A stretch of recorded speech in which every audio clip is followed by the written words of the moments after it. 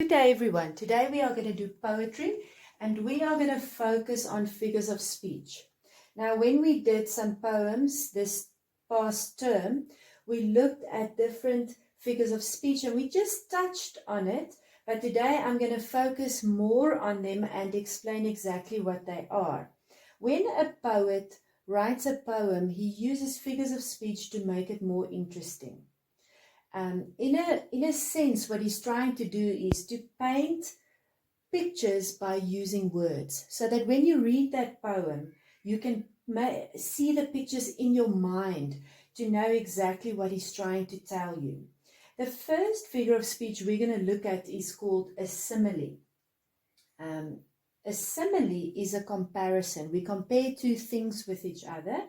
So, for instance, if I say, Pete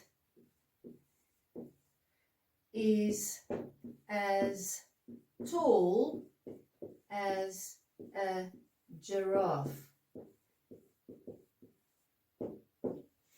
You have to use the words like or as if you compare two things with a simile. In a simile, you have to use as. You can see there the words as in the sentence, which means this is a simile, and the two things that are compared to each other is Pete is being compared to a giraffe. Those are the two things that are compared to each other. You could also use the word like, so you could say something like, the dog howls like a wolf. In this instance, the dog is compared to a wolf, and you have the word like in that sentence, which means it's a simile. When we move over to a metaphor, in a metaphor, you don't use the words like or as at all.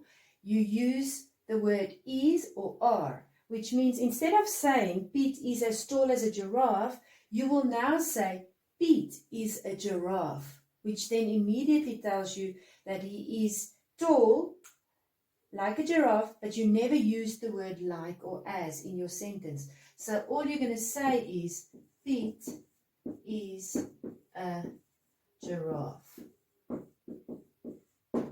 That word is tells you that this is still a comparison.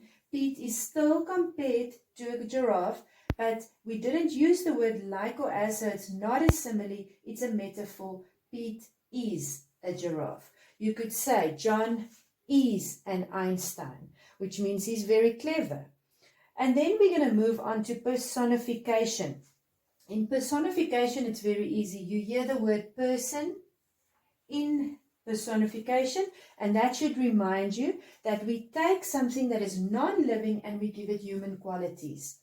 This is really exciting because you can use great examples to help you to see in a poem, or even if you have an essay, or especially a descriptive essay, it is great to use personification where you can say and describe things that are non-living by giving them human qualities. For instance, if you say something like, the tree danced in the wind.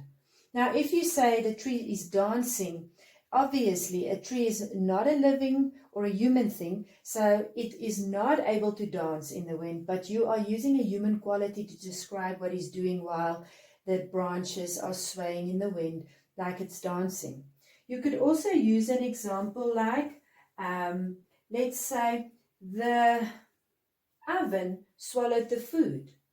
The oven can't really swallow because it's not a human, but we are using this great figure of speech to make it more interesting and to let people see how beautiful it is, and you are describing it in such a way that they can actually picture it in their minds. When you put the food into the oven, it swallowed it, which is not able to do because it's not a human. So these are the three figures of speech we're going to focus on today. A simile, which is a comparison by using like and as. Metaphor is also a comparison, but you only use the word is or are. There is no like or as. And personification is very easy. It's a non-living thing that is receiving human qualities to describe it. You all received your worksheets in the front of your grammar book. or if you were there on the last day, you pasted it in. If you don't have it, I still posted it onto Collaborum, so you are able to look at it and still just rewrite the sentences and fill in the answers. I explained to you on Collaborum exactly how your worksheet works, and I also included the memo for you so that you can mark it afterwards. Okay, I hope you enjoyed that. I want to make it as short as possible, or else it's very difficult to load it up and to let the video actually work. Thank you very much, everyone. I hope I see you soon. Bye-bye.